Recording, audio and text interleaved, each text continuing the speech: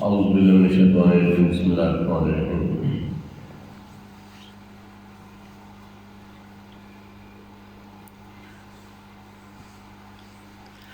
امام بخاری کے ذکر کردہ اسماء بدر پر علامہ ابن منظر کے بعد علامہ محمد بن علی بن المنظر شافعی متوفی 804 لکھتے ہیں یہ وہ آخر تک اسماء بدرین ہیں جن کو امام بخاری ذکر کر رہے ہیں۔ بخاری نے خبیب بن عدی کی شہید ہونے کا ذکر کیا ہے، وہ دراصل خبیب بن یسار ہیں، خبیب بن اصحاب بھی کہا جاتا ہے۔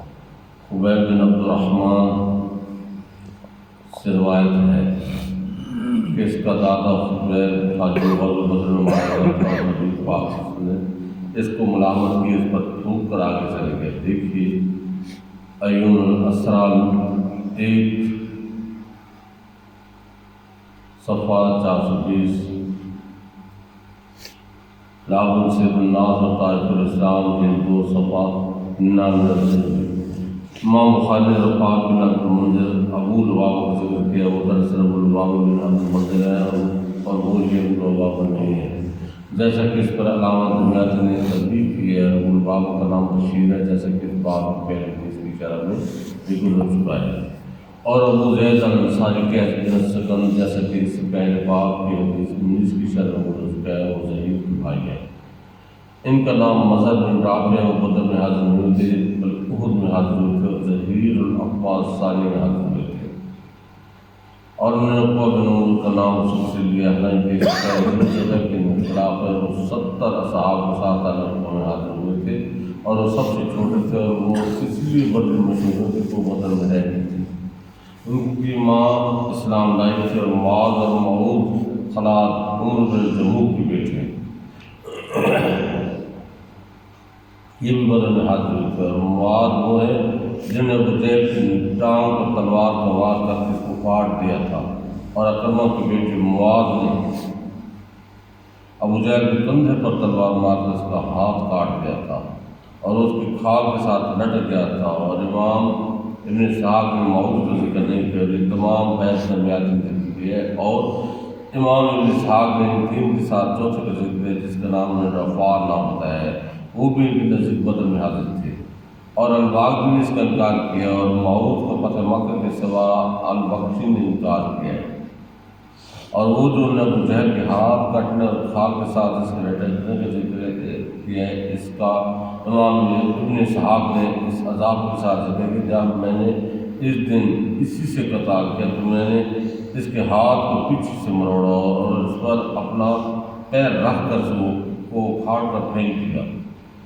قالیات نے لکھا ہے وہاں ذکر کہ وہ جہل کا ہاتھ اٹھا کر لایا، رسول اللہ صلی اللہ علیہ وسلم نے اس پر تھوک دیا۔ امام ابن اسحاق نے کہا کہ پھر وہ حضرت عثمان رضی اللہ تعالیٰ عنہ کے زمانہ تک زندہ رہے۔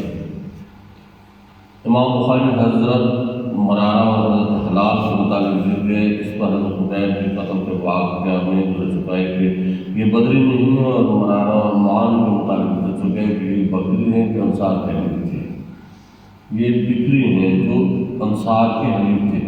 اور امام بخاری نے حضرت مصطفی بن اساسہ بن عباد بن المطلب کے متعلق ذکر کیا ہے، وہ اسی طرح صحیح اور الجیان نے یہ دعویٰ کیا کہ ابو زید کے نسخہ میں بن عبد المطلب ہے اور صحیح ابن المطلب ہے، اسی طرح النسبی کے نسخہ میں ابو امام بخاری نے سعید بن زید بن عمر بن نفیر کے متعلق ذکر کیا، وہ اس طرح ہے جس طرح عثمان بن عفان رضی اللہ عنہ کے ذکر میں ہے۔ ان کا بھی غنیمت سے حصہ مقرر کیا گیا، تو وہ رسول اللہ صلی اللہ علیہ وسلم بدر میں پہنچنے سے پہلے شام سے آئے تھے، پس انہوں نے رسول اللہ صلی اللہ علیہ وسلم بات کی، آپ نے ان کا حصہ بھی مقرر کیا اور ان کے اجر کا بھی ذکر کیا، اور حافظ حکومت نے ذکر کیا کہ پھر وہب بن ابو سر ہیں جو عمر بن ابی سرح کے بھائی ہیں، اور اس کی انہوں نے ابو سر بن عقبہ سے حکایت کی ہے، اور ان کا امام بخاری کی معاذ ذکر نہیں ہے۔ ہاں امام ابن ہشام نے امام ابن اسحاق کے غیر سے وہب بن سعد بن ابی سرح العامری کا ذکر کیا ہے۔ ہم ان 3 کو نہیں پہچانتے بدر میں حاضر ہوئے، باپ دادا بیٹا سوائے مان بن یزید بن الاخنس اسلمی کہ ایک قول کے مطابق، اور اکثر اس پر متفق ہے کہ وہ بدر میں حاضر نہیں ہوئے۔ اور امام مسلم نے حضرت سعد بن ابی عبادہ کو ذکر کیا ہے، اور یہ صحیح نہیں ہے۔ ہر چند کے الواقعی المدائنی اور ابن القلبی نے ان کا ذکر کیا ہے، اور ابن اخبار ابن اسحاق نے ان کا ذکر نہیں کیا۔ اس طرح جس نے حضرت جابر کا بھی حاضر میں ذکر کیا وہ بھی صحیح نہیں ہے۔ اسی طرح حضرت قتادہ کے بدر میں حاضر ہونے میں بھی اختلاف ہے۔ کل صحابہ جو بدر میں حاضر ہیں ان کی تعداد 363 ہے، جن میں سے 195 خزرج ہیں اور 74 اوس ہیں اور 94 مہاجرین ہیں، اور یہ اہل بدر کی شمار کی سب سے بڑی تعداد ہے۔ غزوہ بدر میں مسلمانوں میں سے جو سب سے پہلے شہید ہوئے وہ حضرت مہدی ہیں، حضرت عمر بن خطاب رضی اللہ تعالیٰ عنہ کے آزاد کردہ غلام ہیں۔ ان کو ایک تیر آگ لگا جس سے وہ شہید ہو گئے۔ پھر حضرت حارثہ بن سراقہ ہیں۔ غزوہ بدر میں شہید ہونے والے مشہور صحابہ اور کل صحابہ رسول اللہ صلی اللہ علیہ وسلم کے ساتھ مسلمانوں میں سب سے پہلے حضرت عبیدہ بن الحارث شہید ہوئے اور حضرت عمیر بن ابی وقاص شہید ہوئے، جن کی عمر 16 یا 17 سال تھی، اور حضرت عمر بن الحمام اور حضرت سعد بن حسبہ اور حضرت اور ذو الشمالین اور ان کے علاوہ 6 مہاجرین سے اور 8 انصار سے، جن سے 6 خزرج میں سے تھے اور 2 اوس میں سے تھے۔ غزوہ بدر میں قتل اور قید ہونے والے مشہور کفار قریش اور کل کفار قریش مشرکین میں سے 70 قتل ہوئے، 70 قید کیے گئے، اور ان کے مشہور مقتولین یہ تھے: عتبہ، شیبہ، ربیعہ اور ولید کی 2 بیٹی، اور ابو جہل بن ہشام اور اس کا بھائی اناس، اس کو حضرت عمر رضی اللہ تعالیٰ نے قتل کیا تھا۔ قیدیوں میں سے جو اسلام لائے وہ حضرت عباس اور عقیل اور نوفل بن الحارث بن عبد المطلب ہے، اور مذکور ہے کہ حضرت عباس بہت جسیم تھے، ان کو ابو الجسد 7 لوگوں میں قید کیا تھا۔ حضرت عباس سے کہا گیا کہ اگر آپ ان کو پکڑ لیتے تو آپ کے ہتھیلی میں جاتے۔ حضرت عباس نے کہا کہ جب میں مروان سے ملا تو میری آنکھوں کو پڑ گیا تھا، اور ان میں سے خالد بن العالم ہے جو سب سے پہلے بدر کے دن بھاگا، بس اس کو پکڑ کر قید کر دیا گیا، اور جس قیدی نے سب سے پہلے فدیہ دیا وہ ابو وداع بن سبیرہ السہمی ہے۔ ابو لہب کا قتل۔ ابو لہب کی رونق کر ایک لکڑی سے گڑھے میں گرایا گیا، پھر اس پر دودھ سے پتھر مار گیا حتیٰ کہ پتھروں نے اس کو چھپا لیا۔ غزوہ بدر میں شریک ہونے والے صحابہ کا مختصر تعارف۔ یہ تعارف حافظ بن حجر اسقلانی علامہ دونوں نے لکھا ہے، لیکن حافظ بن حجر کا لکھا ہوا تعارف بہت مجمل اور مختصر ہے۔ اس کے بعد علامہ کا لکھا ہوا تعارف بہت مفصل اور جامع النظام یہاں پر انہی کا لکھا ہوا تعارف پیش کر رہے ہیں۔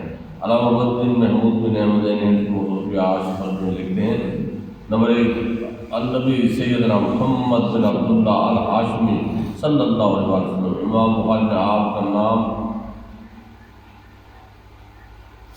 تیمم اور تبرکم ذکر کیا ہے، ورنہ آپ کا اہل بدر سے ہونا قطعی ہے۔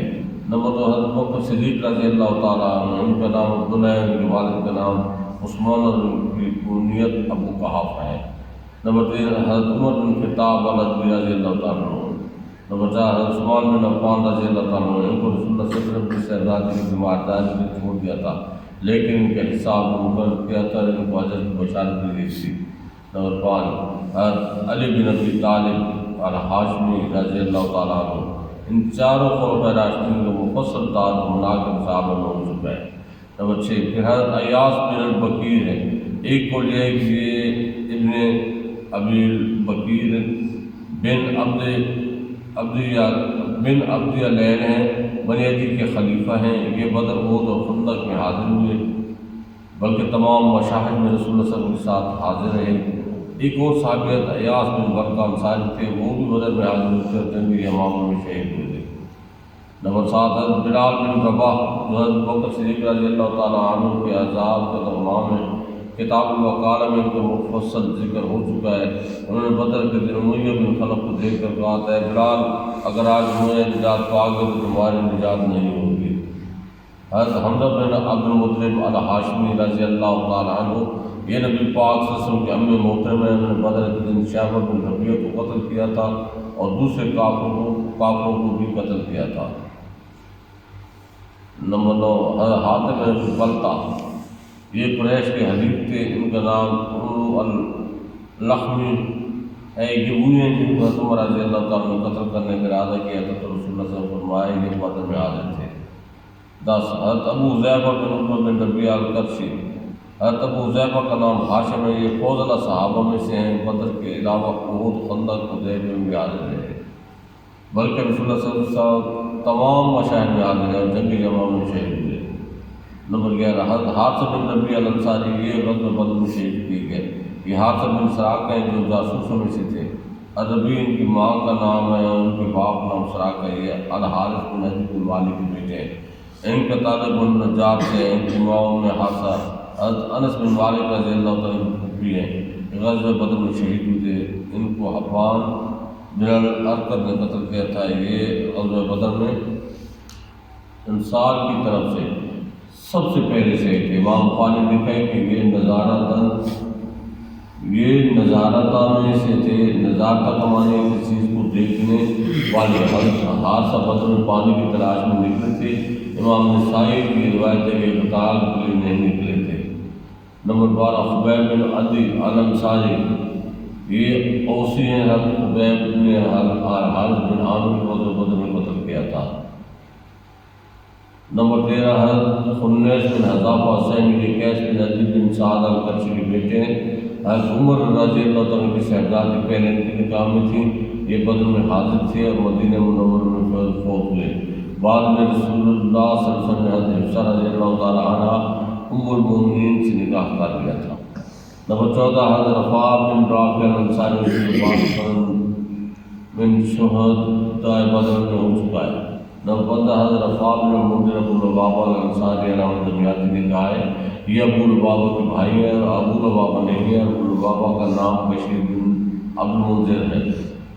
نمبر 16 حضرت زبیر بن عوام القرشی، چند احادیث پہلے ان کا ذکر ہو چکا ہے۔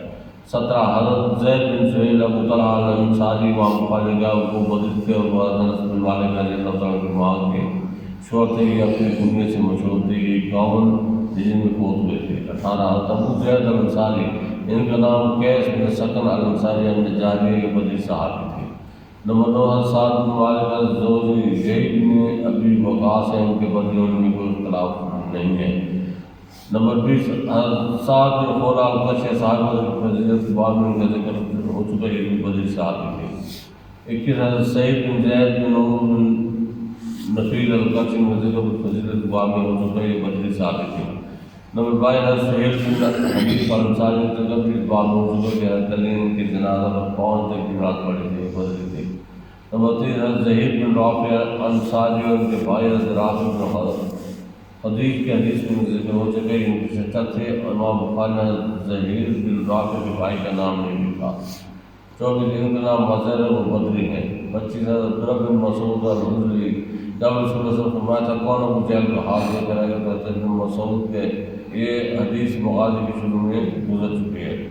26 حضرت بن مسعود الحضری، حضرت عبداللہ بن مسعود کے بھائی ہیں، مغازی کے کسی مصنف نے ان کو بدری نہیں لکھا۔ صحیح یہ ہے کہ یہ وہ تو بعد مشاہد میں حضرت مدینہ میں اپنے بھائی کے وفات سے پہلے فوت ہوئی تھی اور حضرت عمر بن الخطاب رضی اللہ تعالیٰ نے ان کی نماز جنازہ پڑھی تھی۔ سائر حضرت عثمان بن عوف الزہری، ابو جہل کے قتل کی حدیث میں ان کا ذکر ہو چکا ہے۔ نمبر 28 حضرت عبیدہ بن الحارث القرشی، الحارث بن عبد المطلب بن عبد المناف کے بیٹے، ان کی عمر رسول اللہ صلی اللہ علیہ وسلم 10 سال زیادہ تھی، رسول اللہ صلی اللہ علیہ وسلم کے نزدیک ان کی بہت قدر و منزلت تھی۔ نمبر 29 حضرت عبادہ بن ثابت الانصاری، باب شہود الملائکہ، بدر میں ان کا ذکر ہو چکا ہے۔ نمبر 30 حضرت عمر بن عوف بن عامر بن لوئی کے علی قابل عمر نے کہا یہ بدر میں حاضر تھے اور مدینہ میں رہتے ان کی اولاد نہیں تھی۔ 31 حضرت عقبہ بن ابو بن عمر الانصاری ہوئے، جن کو ابو مسعود بدری کہا جاتا ہے، امام بخاری نے 3 حدیث میں ذکر کیا ہے۔ 32 حضرت عامر بن ربیعہ الازمی الغزی، حضرت عمر بن خطاب کے امیر تھے، یہ بدر کے 33 ہجری میں فوت ہوئے تھے۔ 33 حضرت عاصم بن ثابت الانصاری، کتاب جہاد میں گزر چکے، انہوں نے بدر کے بہت بڑے کافر کو قتل کیا تھا۔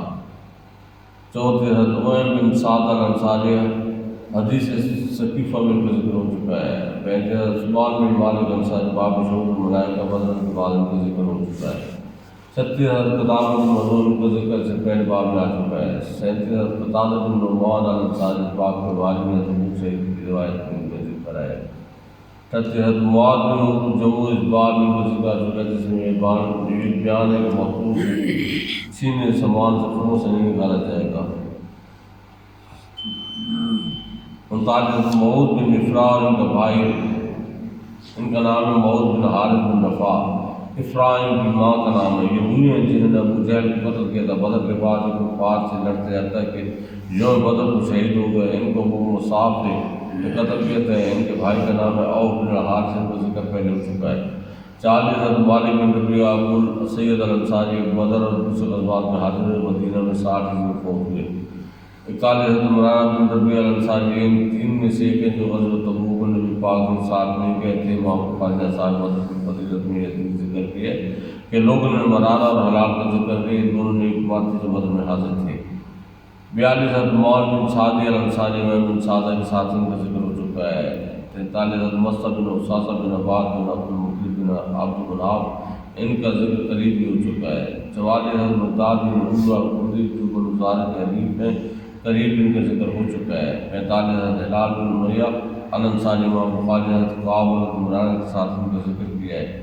امام بخاری نے نبی پاک صلی اللہ علیہ وسلم کے علاوہ 44 اصحاب بدر کے اسماء ذکر کیے ہیں، لیکن یہ تمام اصحاب بدر کے اسماء نہیں ہیں۔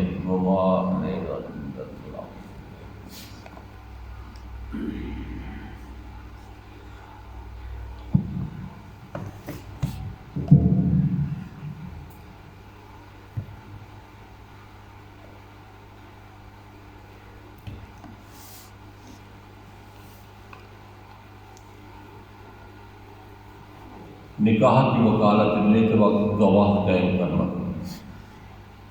سوال ہوا، ہمارے یہاں بھی یہ رواج ہو چکا ہے کہ نکاح کے وقت شاہدین یعنی دو گواہ باہمراہ وکیل نہیں جاتے اور قاضی بوکالت وکیل حاضرین کی شہادت سے نکاح پڑھا دیتا ہے۔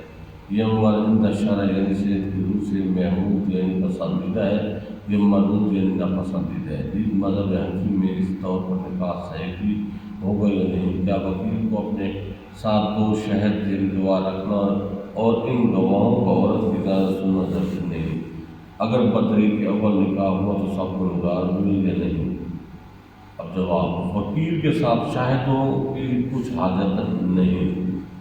اگر واقعی یعنی حقیقت میں عورت نے وکیل کو اذن دیا یعنی اجازت دی اور اسے نکاح پڑھا دیا، نکاح ہو گیا۔ ہاں اگر عورت انکار کرے گی کہ میں نے اذن نہ دیا تھا تو حاکم کے یہاں گواہوں کی حاجت ہوگی۔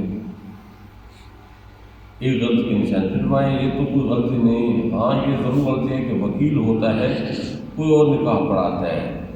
دوسرا مذہب صحیح یعنی محرم مذہب